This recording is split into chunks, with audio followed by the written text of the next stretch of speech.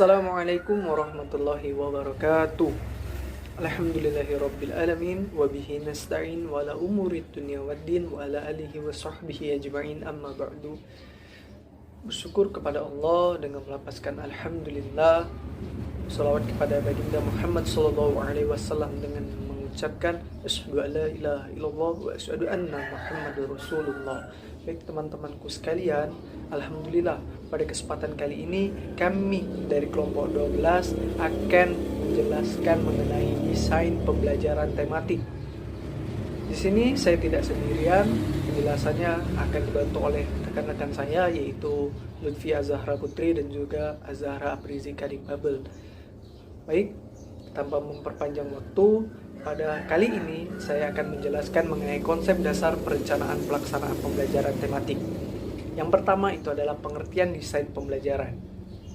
Pembelajaran diartikan sebagai suatu proses, cara, perbuatan menjadikan orang untuk belajar. Belajar sendiri dapat kita artikan sebagai usaha memperoleh kepandaian ilmu, latihan atau tanggapan yang disebabkan oleh pengalaman. Jadi pada hakikatnya pembelajaran adalah proses menjadikan orang agar mau belajar dan mampu belajar melalui berbagai pengalaman, tingkah laku, dan dapat berubah menjadi lebih baik lagi. Oke. Kemudian kata desain itu berasal dari bahasa Inggris, yaitu design. Dalam Kamus Besar Bahasa Indonesia, desain diartikan sebagai bentuk rancangan, motif, pola, serta corak. Jadi, apabila desain ini kita sandarkan kepada proses pembelajaran, maka desain pembelajaran dapat kita artikan sebagai suatu proses yang sistematis untuk memecahkan masalah pembelajaran dengan menggunakan rancangan, sehingga mudah dalam pelaksanaan pembelajaran. Desain pembelajaran juga merupakan rancangan yang di dalamnya berbentuk rangkaian prosedur sistematis mencakup seluruh pembelajaran dari awal sampai akhir dengan mengkolaborasikan teori, model, dan media pembelajaran sesuai materi sehingga menghasilkan perangkat pembelajaran. Lalu kemudian desain pembelajaran ini, terutama desain pembelajaran tematik, memiliki karakteristik tersendiri. Mendesain pembelajaran bukanlah suatu pekerjaan yang dilakukan secara tiba-tiba, bukan pula suatu perencanaan tanpa prosedur sistematis, melainkan harus merujuk pada model-model desain yang memiliki karakteristik yang jelas. Di sini saya akan menjelaskan beberapa poin mengenai karakteristik dari desain pembelajaran tematik. Yang pertama, desain pembelajaran tematik itu student-centered atau berorientasi pada peserta didik. Artinya, desain pembelajaran yang dibuat oleh guru itu harus memusatkan proses pembelajaran itu kepada siswa dan melibatkan siswa dalam kelangsungan proses pembelajaran. Yang kedua, itu ada goals oriented atau berorientasi pada tujuan. Artinya di sini desain pembelajaran yang dibuat oleh guru itu diarahkan untuk mencapai tujuan dari pembelajaran. Tujuan pembelajaran itu dibagi menjadi 3, yaitu kognitif, afektif, dan juga psikomotorik. Dan yang ketiga adalah focus on meaningful atau terfokus pada pengembangan dan peningkatan kinerja. Artinya desain pembelajaran tematik yang dibuat oleh guru harus mampu membangkitkan atau mampu mengembangkan kinerja kemudian kemampuan siswa dalam proses pembelajaran. Yang keempat itu ada assumes outcome can be measured in a reliable and valid way, atau hasil belajar dapat diukur dengan cara yang valid dan terpercaya. Artinya desain pembelajaran yang dibuat guru itu hasil pembelajarannya atau hasil belajarnya itu dapat diukur dengan cara yang valid dan terpercaya. Artinya desain pembelajaran itu juga harus mencantumkan proses penilaian yang dapat diukur dan juga terpercaya. Kemudian yang kelima adalah empiris, berulang, dan dapat dikoreksi sendiri. Artinya desain pembelajaran atau desain pelaksanaan pembelajaran ini harus bisa dilakukan secara kontinuitas atau berulang dan dapat dikoreksi dan juga dapat diperbaiki oleh guru itu sendiri. Kemudian yang keenam adalah a team effort atau usaha yang dilakukan secara bersama. Artinya, desain pembelajaran yang dibuat itu harus membangkitkan usaha yang dilakukan oleh guru dan juga siswa pada saat pembelajaran di dalam kelas. Kemudian, penjelasan yang selanjutnya adalah fungsi dan kegunaan perencanaan pelaksanaan pembelajaran tematik terpadu Madrasah Ibtidaiyah atau sekolah dasar. Baik, rencana pelaksanaan pembelajaran memiliki fungsi perencanaan dan fungsi pelaksanaan. Fungsi perencanaan mendorong guru lebih siap dalam melaksanakan pembelajaran yang matang, sedangkan fungsi pelaksanaan adalah memberikan pedoman agar pembelajaran dilaksanakan secara sistematis dan pelaksanaan pembelajaran berjalan secara efektif sesuai dengan yang direncanakan dan pembelajaran dijalankan sesuai dengan kebutuhan peserta didik. Kemudian, fungsi-fungsi dari desain ini ada banyak. Yang pertama adalah fungsi kreatif. Artinya, desain pembelajaran yang dibuat itu dapat meningkatkan kreativitas guru dan juga murid dalam proses pembelajaran. Yang kedua adalah fungsi inovatif. Suatu inovasi pasti akan muncul jika direncanakan karena adanya kelemahan dan kesenjangan antara harapan dan juga kenyataan. Jadi desain ini hadir ketika harapan dan kenyataan itu datang, maka akan menimbulkan inovasi baru untuk mewujudkan suatu tujuan pembelajaran. Yang ketiga itu adalah fungsi selektif. Melalui proses perencanaan akan didapat seleksi strategi mana yang dianggap lebih efektif dan efisien untuk dikembangkan. Artinya, dengan menyediakan desain perencanaan pembelajaran ini, maka guru akan mampu memilih desain mana ataupun strategi mana yang nantinya akan diterapkan dalam proses pembelajaran. Yang ketiga ada fungsi komunikatif. Suatu perencanaan yang memadai harus dapat menjelaskan kepada setiap orang yang terlibat, baik guru, siswa maupun wali murid, bahkan pihak eksternal seperti orang tua dan juga masyarakat. Artinya, desain pelaksanaan atau perencanaan pembelajaran ini harus mampu menjadi alat komunikasi antara guru, murid, dan juga orang tua bagaimana nantinya proses pembelajaran itu akan dilaksanakan. Kemudian ada fungsi prediktif. Perencanaan yang disusun secara benar dan akurat dapat menggambarkan apa yang akan terjadi setelah dilakukan suatu tindakan sesuai dengan program yang telah disusun. Artinya di sini desain pelaksanaan pembelajaran, perencanaan pembelajaran ini mampu mengira-ngira kira-kira apa yang akan didapatkan ketika kita melaksanakan proses ini dan apa yang akan didapatkan ketika kita melakukan proses ini. Itulah fungsi dari perencanaan pembelajaran. Kemudian ada fungsi akurasi. Melalui proses perencanaan yang matang, guru dapat mengukur setiap waktu yang diperlukan untuk menyampaikan bahan pelajaran tertentu dan dapat menghitung jam pelajaran efektif. Kemudian ada fungsi pencapaian tujuan. Mengajar bukan hanya sekedar menyampaikan materi, tetapi juga membentuk manusia yang utuh yang tidak hanya berkembang dalam aspek intelektual saja, tetapi juga sikap dan juga keterampilan. Artinya desain perencanaan pembelajaran ini mampu membangkitkan minat serta kemampuan siswa baik secara pengetahuan intelektual, sikap dan juga keterampilan. Yang terakhir, desain perencanaan pembelajaran ini memiliki fungsi kontrol, yaitu mengontrol keberhasilan siswa dalam mencapai tujuan, merupakan bagian yang tidak dapat dipisahkan dalam suatu proses pembelajaran.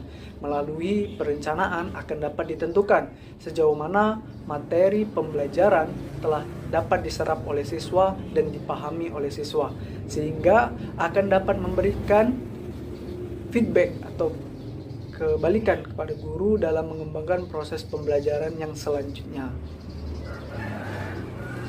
Baik, itulah beberapa fungsi dari desain perencanaan pembelajaran tematik terpadu. Kemudian yang terakhir itu adalah ada komponen-komponen perencanaan pelaksanaan pembelajaran tematik. Menurut Masito dalam bukunya yang berjudul Perencanaan Pembelajaran, bahwa komponen-komponen perencanaan pembelajaran diantaranya terdiri atas 5. Yang pertama, tujuan pembelajaran.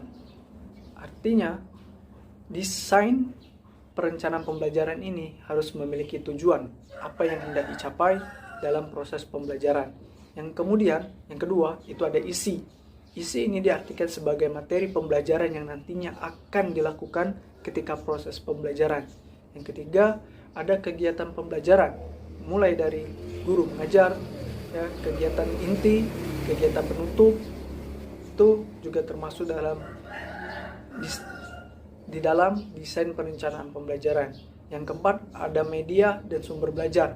Artinya di dalam desain pembelajaran itu harus memuat media apa dan sumber belajar apa yang nantinya akan digunakan oleh guru dalam proses pembelajaran. Yang kelima, yang terakhir itu ada evaluasi. Ketika semua proses telah dilakukan, maka harus ada evaluasi yang harus dilakukan guru untuk menentukan sejauh mana pemahaman siswa terhadap materi yang telah diajarkan. Mungkin itu saja penjelasan dari saya. Selanjutnya penjelasan akan dijelaskan oleh teman saya, Lutfiah Azahra Putri. Untuk itu teman-teman sekalian, silakan menyimak penjelasan yang selanjutnya. Sekian, terima kasih. Assalamualaikum warahmatullahi wabarakatuh. Perkenalkan, nama saya Azahra Aprizika Difabel. Di sini saya sebagai pemateri kedua. Adapun materi saya tentang langkah-langkah menyusun perencanaan pembelajaran tematik. Sesuai ketentuan pada Standar Proses Pemendikbud RI nomor 65 tahun 2015 bahwa perencanaan pembelajaran dirancang dalam bentuk silabus dan rencana pelaksanaan pembelajaran atau RPP yang mengacu pada standar isi. Jadi, sebelum disusun RPP tematik terpadu, maka tugas pertama yang mesti dikerjakan yaitu mengembangkan silabus. Silabus adalah rencana pembelajaran pada suatu tema tertentu yang mencakup kompetensi inti, kompetensi dasar, materi pembelajaran, kegiatan pembelajaran, penilaian, alokasi waktu, dan sumber belajar. Jadi, seorang guru sebelum mengajar menggunakan pembelajaran tematik, guru tersebut harus mengembangkan silabus terlebih dahulu dan setelah itu baru membuat RPP. Silabus merupakan acuan menyusun kerangka pembelajaran untuk setiap bahan kajian mata pelajaran. Silabus paling sedikit memuat 1. Identitas mata pelajaran untuk SD atau MI langsung ditulis tema atau subtema. 2. Identitas sekolah meliputi nama satuan pendidikan dan kelas.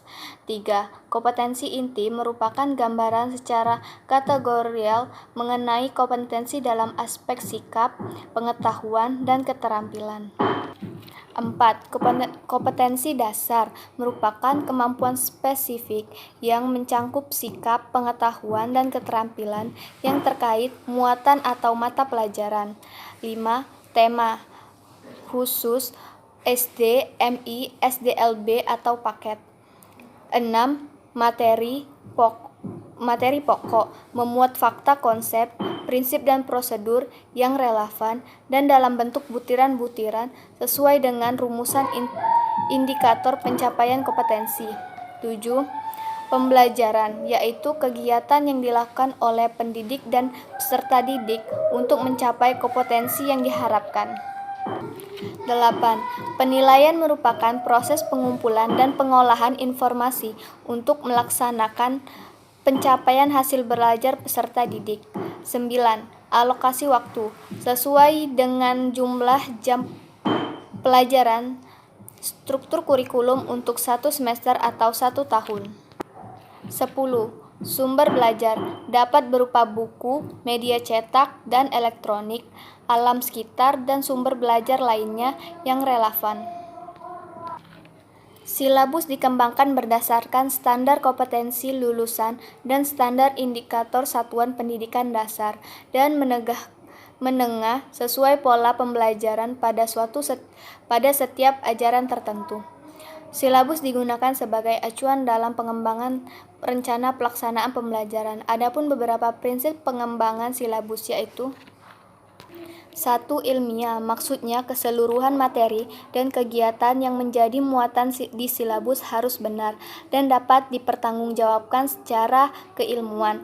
2. Relevan, cakupan kedalaman, tingkat kesukaran, dan urutan penyajian materi pada silabus sesuai dengan tingkat pengembangan fisik, intelektual, sosial, emosional, dan spiritual peserta didik. 3. Sistematis, maksudnya komponen-komponen yang dibuat itu harus saling berhubungan. 4. Konsisten, maksudnya dalam pembuatan itu dari mulai awal pembuatan sampai selesai sesuai dengan taat azas silabus. 5. Memadai, maksudnya isi dari silabus itu sudah lengkap. 6. Aktual dan konseptual, maksudnya silabus yang dibuat itu sesuai dengan peristiwa yang terjadi atau nyata. 7. Fleksibel, komponen silabus dapat mengakomodasi varian peserta didik dan perubahan yang terjadi di satu sekolah. 8. Menyeluruh, artinya mencangkup semua ranah yaitu kognitif, afektif, dan psikomotorik.